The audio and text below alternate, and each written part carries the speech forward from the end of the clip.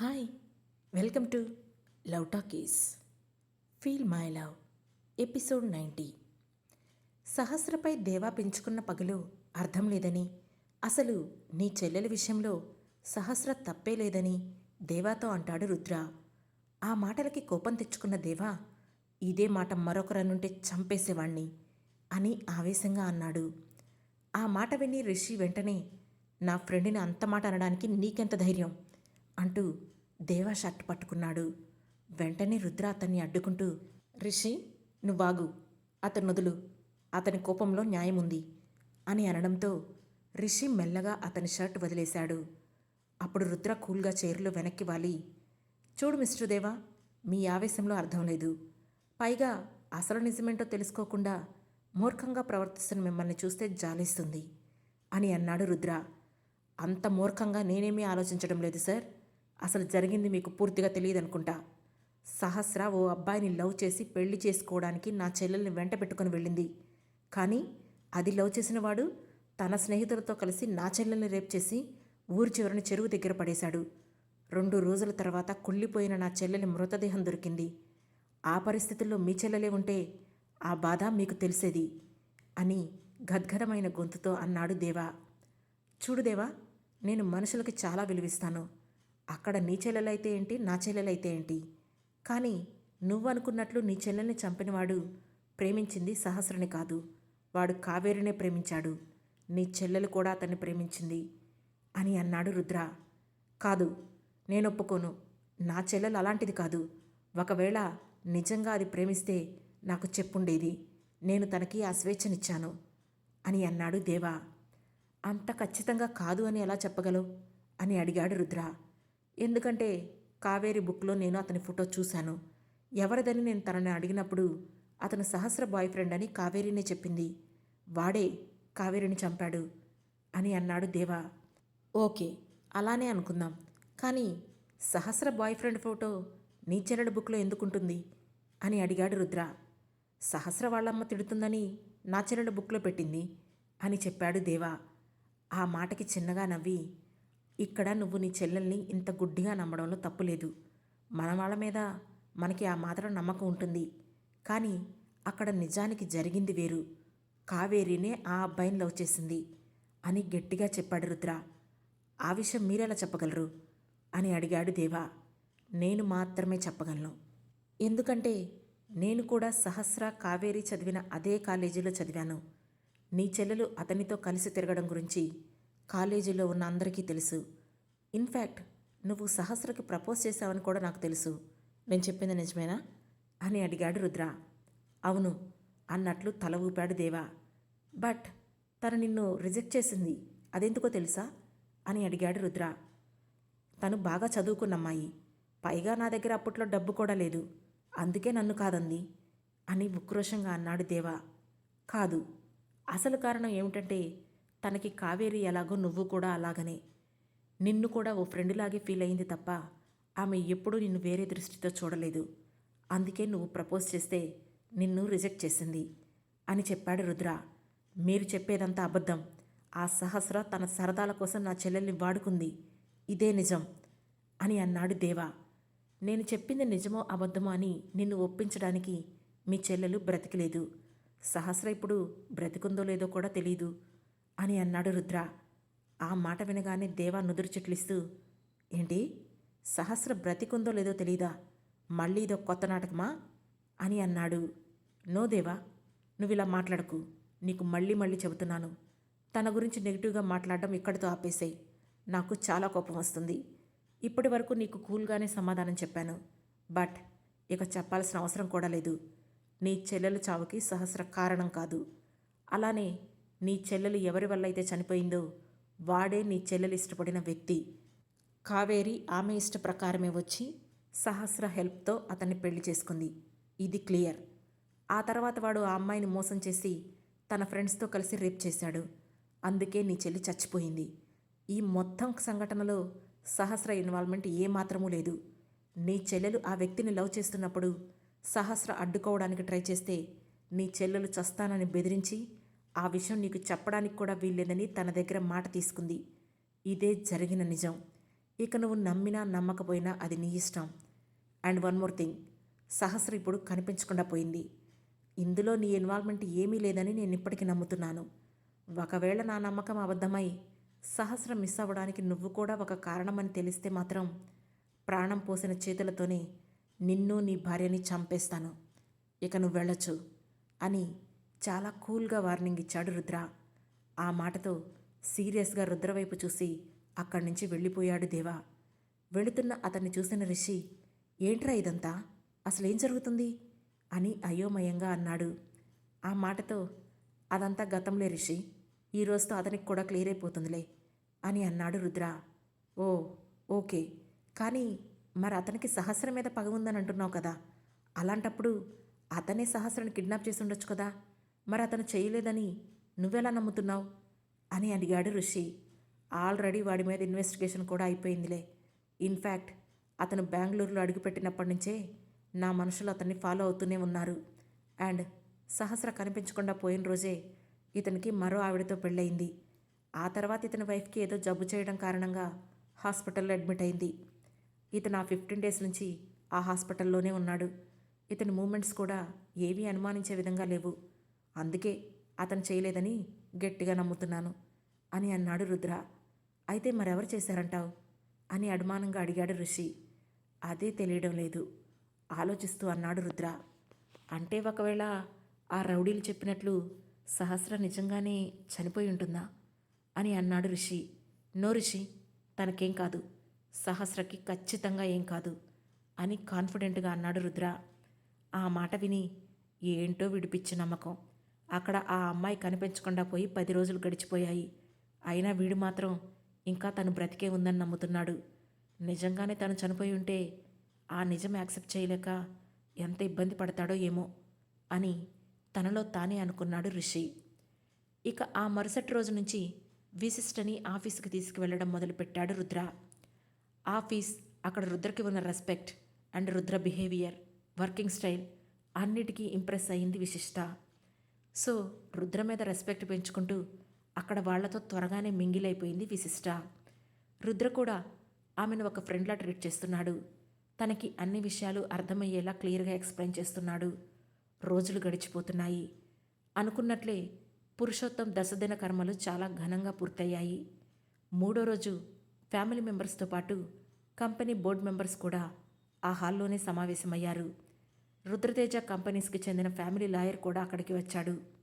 దాంతో అక్కడున్న అందరూ అతనేం చెప్పబోతున్నాడో అని వెయిట్ చేస్తున్నారు.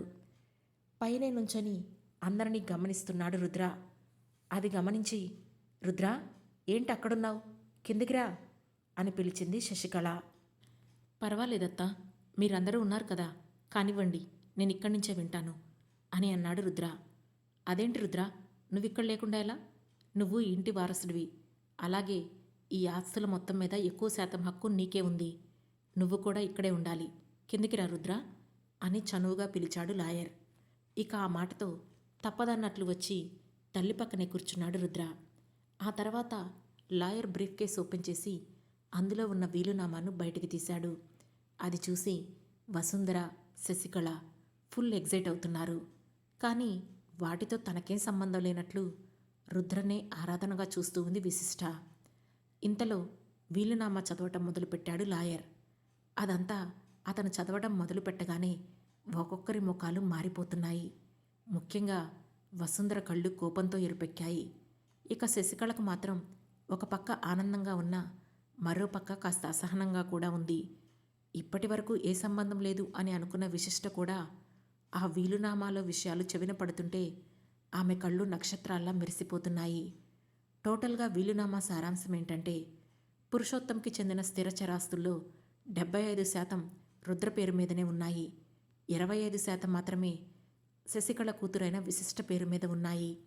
అలాగే కంపెనీ చైర్మన్ పదవి రుద్రకు దక్కాలంటే అతను ఎవరినైనా ప్రేమిస్తే ఏం పర్వాలేదు. బట్ ప్రేమించకపోయినా, లేదంటే ప్రేమించిన అమ్మాయి అతనికి దక్కకపోయినా అతను ఖచ్చితంగా విశిష్టను పెళ్లి చేసుకోవాలి. అలా పెళ్లి చేసుకుంటేనే కంపెనీ చైర్మన్ పదవి అతనికి దక్కుతుంది. లేదంటే బోర్డు మెంబర్స్లో ఉన్న వాళ్లలో ఎవరో ఒకరు ఓటింగ్ ద్వారా చైర్మన్ను ఎంచుకోవచ్చు అని వీలునామాలో రాసి ఉంది. ఆ మాటలు చదవగానే బోర్డు మెంబర్స్ ముఖాలన్నీ వెలిగిపోయాయి. వసుంధర టెన్షన్గా రుద్ర వైపు చూసింది. ఇప్పుడు రుద్ర ప్రేమించిన అమ్మాయి లేదు. అసలు తను ఉందో లేదో కూడా ఎవరికీ తెలీదు. ఇక విశిష్టను కోడలుగా చేసుకోవడం వసుంధరకి ఏమాత్రం ఇష్టం లేదు. అది మొదటి పాయింట్ అయితే, టోటల్ ఆస్తిలో తనకంటూ పెద్ద అయినా ఏమీ రాయలేదు. ఇప్పుడు బ్రతికినంతకాలం ఆమె రుద్ర కిందనే బ్రతకాలి. ఈమె ఆలోచన అలా ఉంటే శశికళ ఆలోచన మరోలా ఉంది. కూతురికి కొడుకుకి సమాన ఆస్తి ఇవ్వాలి. అలాంటిది నా కూతురికేమో 25% ఇచ్చి మనవడికేమో 75% ఇస్తాడా? పైగా కూతురైన నా పేరు మీద చిల్లి గవ్వ కూడా రాయలేదు. ఇదంతా పక్కన పెడితే విశిష్టని పెళ్లి చేసుకుంటేనే రుద్రకి చైర్మన్ పదవి అనే మాట మాత్రం చాలా బాగుంది. ఆ విషయంలో మాత్రం సంబరపడిపోతూ మొత్తానికి నా కూతుర్ని ఈ మొత్తం ఆస్తికి వారసురాలను చేసే అవకాశం ఇచ్చావు నాన్న అని మనసులోనే అనుకుంది శశికళ. ఇక వీళ్ళందరి పరిస్థితి ఇలా ఉంటే రుద్ర పరిస్థితి మరోలా ఉంది. ఆ వీలునామా రాసిన తన తాతయ్య ఇప్పుడు తన కళ్ళ ముందు ఉంటే ఖచ్చితంగా అతనితో పెద్ద ఫైట్ చేసేసేవాడు రుద్ర. సహస్రని మర్చిపోయి విశిష్టని తాను పెళ్లి చేసుకోవడం అనేది అతనికి జరగని పని. కానీ ఇప్పుడు విశిష్టని పెళ్లి చేసుకోనంటే ఖచ్చితంగా అతను చైర్మన్ పదవిని వదులుకోవాలి. అందుకే ఏం చెయ్యాలో అర్థం కాని డైలమాలో పడ్డాడు రుద్ర. ఇంతలో బోర్డ్ ఆఫ్ మెంబర్స్లో నుండి ఒక వ్యక్తి లేచి, చైర్మన్ గారు చనిపోయి ఇప్పటికే 10 రోజులు దాటింది. ఇంతకుముందు ఆయన కోమాలో ఉన్నప్పటికీ మిస్టర్ రుద్రగారే ఈ కంపెనీ బాధ్యతలు చేపట్టారు. ఇప్పుడు ఆయన పూర్తిగా మనల్ని వదిలి వెళ్ళిపోయారు. కాబట్టి మన కంపెనీకి కొత్త చైర్మన్ కావాలి. సో రుద్రగారు, మీకు అర్థమైంది కదా మీ తాతయ్య గారు చెప్పిన ప్రాసెస్. కంపెనీలో 75% షేర్స్ మీకే ఉన్నాయి కనుక చైర్మన్ పదవి మీ ఫ్యామిలీకే చెందుతుంది. సో ఇప్పుడు చెప్పండి, మీరు ఎవరినైనా లవ్ చేశారా, లేదంటే విశిష్ట గారిని పెళ్లి చేసుకుంటారా అని అడిగాడు. ఆ మాటతో రుద్ర అతని వైపు సీరియస్గా చూసేసరికి మరొక బోర్డు మెంబర్ లేచి, ఒకవేళ మీరు ఎవరిని లవ్ చేయకపోయినా, ఈ విశిష్ట గారిని పెళ్లి చేసుకోకపోయినా ఓటింగ్ ద్వారా మాలో ఎవరో ఒకరు ఆ చైర్మన్ పదవి తీసుకుంటాము అని చెప్పాడు. అవును, ఎన్నో సంవత్సరాలుగా మీ ఫ్యామిలీ వాళ్లే చైర్మన్ పొజిషన్లో ఉన్నారు. ఈసారి మాకా ఛాన్స్ ఇవ్వండి అని అన్నాడు మరో వ్యక్తి. ఆ మాటలతో ఎక్కడ చైర్మన్ పదవి తమ కుటుంబాన్ని దాటిపోతుందో అని భయపడిన శశికళ వాళ్ళందరినీ అడ్డుకుంటూ, లేదు, అలా ఎలా కుదురుతుంది? నా అల్లుడు నా కూతుర్ని పెళ్లి చేసుకుంటాడు. ఈరోజు కాకపోతే కాస్త గ్యాప్ ఇచ్చి చేసుకుంటాడు. ఇప్పుడు వాళ్ళిద్దరికీ ఏమంత వయసు అయిందని? ఈ పెళ్ళైతే ఖచ్చితంగా జరుగుతుంది. సో మీరెవ్వరూ చైర్మన్ పదవి మీద ఆశలు పెట్టుకోకండి. ఆ సీట్లో నా మేనల్లుడు రుద్ర మాత్రమే కూర్చుంటాడు అని చెప్పింది. ఇక్కడ మీరు మాట్లాడడానికి ఏమీ లేదండి. కంపెనీలో 75% షేర్స్లో 17% షేర్స్ మీ అమ్మాయి విశిష్ట పేరు మీద, మిగిలిన 58% షేర్స్ రుద్ర పేరు మీద ఉన్నాయి. ఇప్పుడు డెసిషన్ రుద్రగారు విశిష్ట కలిసి చెప్పాలి అని చెప్పాడు మరొక బోర్డు మెంబర్. ఆ మాటతో శశికళ వెంటనే విశిష్ట వైపు చూసింది. దాంతో విశిష్ట వెంటనే స్టాండ్ తీసుకుంటూ, మా భావని పెళ్లి చేసుకోవడం నాకు ఇష్టమే. తన మనసులో ఎవరూ లేకుంటే తను ఎప్పుడు అడిగితే అప్పుడు నేను తనని పెళ్లి చేసుకుంటాను అని చెప్పేసింది. ఆ మాట విన్న రుద్ర షాక్ అయినట్లుగా బ్లైండ్గా ఆమెను చూశాడు. ఆ చూపులో వేల భావాలు ఉన్నాయి. చైర్మన్ పదవి పోతే కంపెనీ మీద పూర్తి గ్రిప్పిపోతుంది. చైర్మన్ పదవి ఉండాలంటే ఖచ్చితంగా రుద్ర విశిష్టని పెళ్లి చేసుకోవాలి.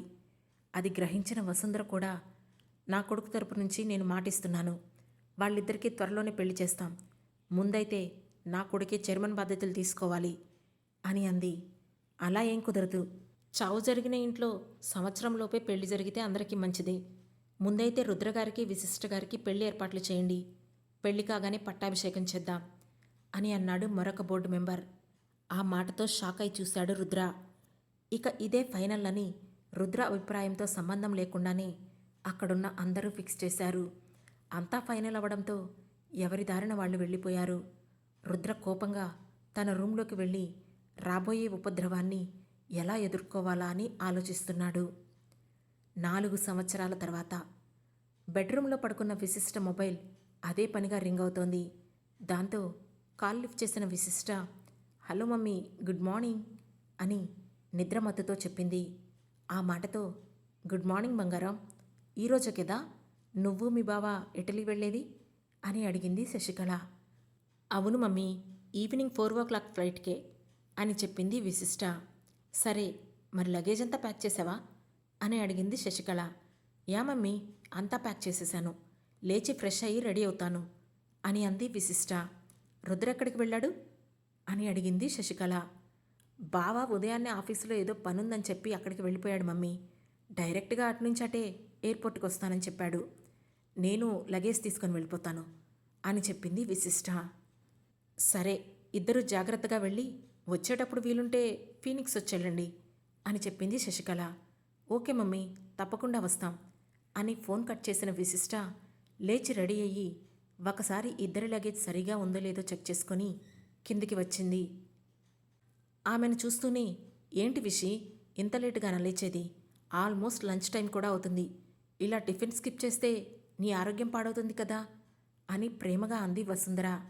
నైట్ లేట్ అయిందంటీ, అందుకే లేటుగా లేచాను, సారీ అంటూ డైనింగ్ టేబుల్ దగ్గర కూర్చుంది విశిష్ట. ఆమెకు భోజనం వడ్డించి తాను కూడా వడ్డించుకొని ఆమెతో కబుర్లు చెబుతూ భోజనం చేస్తోంది వసుంధర. ఈవినింగ్ ఫ్లైట్కి ఇటలీ వెళ్తున్నామాంటీ, బావ మీకు ఆల్రెడీ చెప్పే ఉంటారు అని అంది విశిష్ట. హా, చెప్పాడు విషి, హ్యాపీగా వెళ్ళి ఎంజాయ్ చేసి రండి అని నవ్వుతూ అంది వసుంధర. ఆ మాటతో సిగ్గుపడి ఓకే ఆంటీ అని లంచ్ కంప్లీట్ చేసిన విశిష్ట లగేజ్ తీసుకొని డైరెక్ట్గా ఎయిర్పోర్ట్కి వెళ్ళిపోయింది. అక్కడ వెయిటింగ్ హాల్లో వెయిట్ చేస్తున్న విశిష్ట మరొక అరగంటలోనే ఫ్లైట్, ఇంకా బావ ఎయిర్పోర్ట్కి రాలేదు అని పదే పదే చేతికున్న వాచ్ చూసుకుంటూ అనుకుంటూ ఉంది. సరిగ్గా అదే సమయంలో హడావుడిగా ఎయిర్పోర్ట్లోకి వచ్చిన రుద్ర నవ్వుతూ విశిష్ట దగ్గరికి వెళ్ళి, సారీ లేట్ చేశానా అని అడిగాడు. లేదులే బావా, ఇంకా టైం ఉంది, నువ్వు లంచ్ చేశావా అని అడుగుతూ అతని షర్టు మీద ఏదో ఉంటే దులుపుతూ అంది విశిష్ట. లేదు విశిష్ట, నువ్వు చేశావా అని ఆమె ముఖంపై పడుతున్న హెయిర్ని చెవి వెనక్కి నెడుతూ అడిగాడు రుద్ర. చేశాను, అయినా నీకోసం కంపెనీ ఇస్తానులే, పద ఇద్దరు వెళ్ళి ఏవైనా తినేసొద్దాం అని అంటూనే రెస్టారెంట్ వైపు రుద్ర చెయ్యి పట్టుకొని లాక్కొని వెళ్ళింది విశిష్ట. ఆ తర్వాత ఇద్దరూ సరదాగా మాట్లాడుకుంటూ లంచ్ ఫినిష్ చేశారు. ఇంతలో ఫ్లైట్ వచ్చిన అనౌన్స్మెంట్ రావడంతో ఇద్దరూ వెళ్ళి ఫ్లైట్ ఎక్కారు. ఆ తర్వాత రుద్ర వెంటనే కళ్లకు స్లీపింగ్ మాస్క్ వేసుకొని కళ్ళు మూసుకున్నాడు. అదేంటి బావా, అప్పుడే మాస్క్ వేసుకున్నావు, నీకు నిద్రొస్తుందా అని అడిగింది విశిష్ట. అవును విశిష్ట, బాగా నిద్రొస్తోంది, కాసేపు డిస్టర్బ్ చేయకు అని చెప్పి కళ్ళు మూసుకున్నాడు రుద్ర. కానీ అతను నిద్రపోలేదు.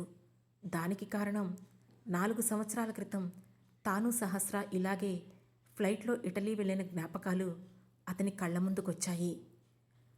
ఆ తర్వాత ఏం జరగబోతుంది? విశిష్ట రుద్ర పెళ్లి చేసుకున్నారా? సహస్ర కథ ముగిసినట్లేనా? ఈ ప్రశ్నలకు సమాధానం తెలుసుకోవాలంటే వెంటనే మా లవ్ టాకీస్ ఛానల్ను సబ్స్క్రైబ్ చేసుకొని ఫీల్ మై లవ్లోని నెక్స్ట్ ఎపిసోడ్ను వినండి.